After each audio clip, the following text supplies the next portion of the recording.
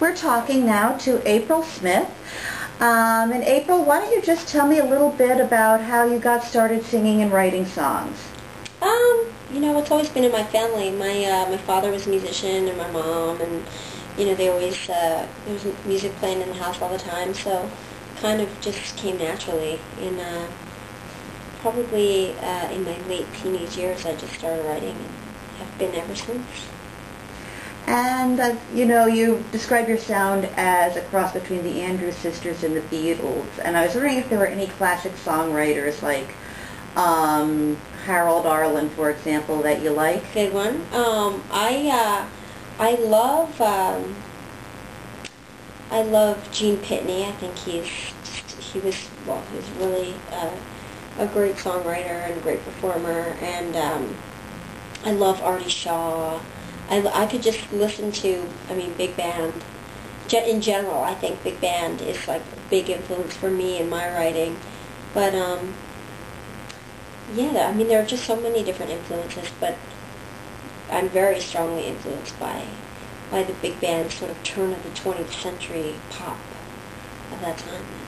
What about singers? Are there any singers from that period you admire? Sarah Vaughan, and of course the Andrews Sisters, and Etta James. Well, she came later, but definitely she's one of the singers that I love to listen to the most. And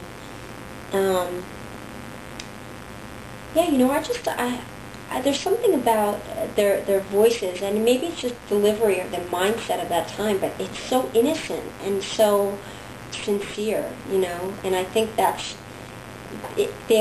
All the vocalists of that time seem to have that same quality where it's just really honest, and I love it. And so I think that's more than any one vocalist that I love. I think it's just the way that their delivery, that they all seem to have that. And why don't you tell me a bit about your backing band, how they came together? Well, they all kind of came along at different times. Marty, who is my guitarist, he was in another band in New Jersey a band that I really liked, and that's very well known. And so I found him, just by word of mouth. He was interested in playing, but the first band member that's the oldest band member that's been in the band the longest is my bassist, Stevens, who I met a couple years ago, and he just came up to me one night and he said, "I want to be your bassist. I want to play bass in your band." And I just said, "Okay," because we were, our bassist was leaving to go back to school, and I said, "Okay." And ever since he's been right there, and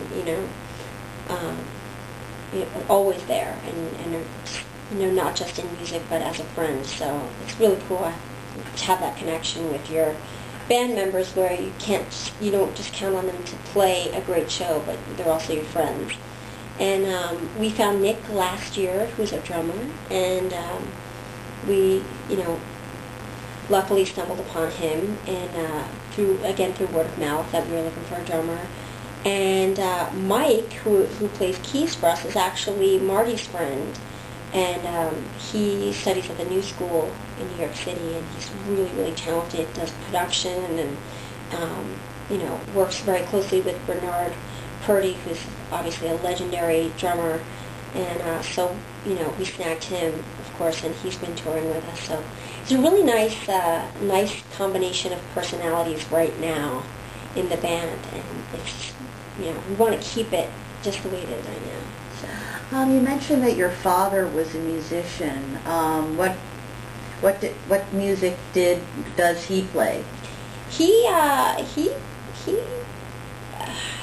rock and roll music basically, but he had a couple of 50s sort of pop songs that he wrote, and little girls, my sister and I he had vinyl records with his songs on them from his band that they had recorded, and so we always felt that it was so cool that our dad had his own record, but yeah, he's like a rock and roll guy, and he played guitar. He still plays a little bit, but and he makes guitars. You know, he's not just a musician, but he makes guitars. He made me a guitar. And, so yeah, I mean, he's just like, you know, very cool guy. What do your parents think of the music that you make? I mean, obviously it's different from what your dad did. They're very supportive. My whole family is very supportive. My parents especially, because I think just being musicians themselves, they understand that it's a, you know, big sacrifice and a struggle, and you know, they're very supportive, and they just push me to continue doing it and just always press on. And you know, even when there is a struggle, they're right there saying, you know, just keep going and don't stop. And how long have you been based in Brooklyn? Just a few years now. I'm from New Jersey originally, and I moved to Brooklyn a few years ago. And it's nice to be closer to the city, because that's where all the action is. If you're a musician, you know, you really want to be close to it. But it's also nice to step away from it. And Brooklyn isn't as, you know, alive all the time. It's not always on, whereas New York City is always on. You know, it's the city that never sleeps. So you can get away. You can kind of get away from that in Brooklyn, and not, you know, have to be on all the time. So. And finally, I had read a review where you were described as the next Lily Allen. How do you feel about accolades like that? That's very nice. That's very sweet. You know, I just kind of take everything with a grain of salt. I think it's, you know, you just have to, you know, keep on doing your own thing, and you know, it's a flattering comparison for sure, because I think Lily Allen is incredibly talented and just a great performer too. So it's really nice to be included in that category and be compared to a musician of that caliber. Yeah, I mean, I love it. I think I embrace it. I think it's really, you know, people identify with musicians through comparison, so it's, you know, to be on that, to be considered, you know, to be on that level is really nice. So, yeah, I love it. Thank you so much.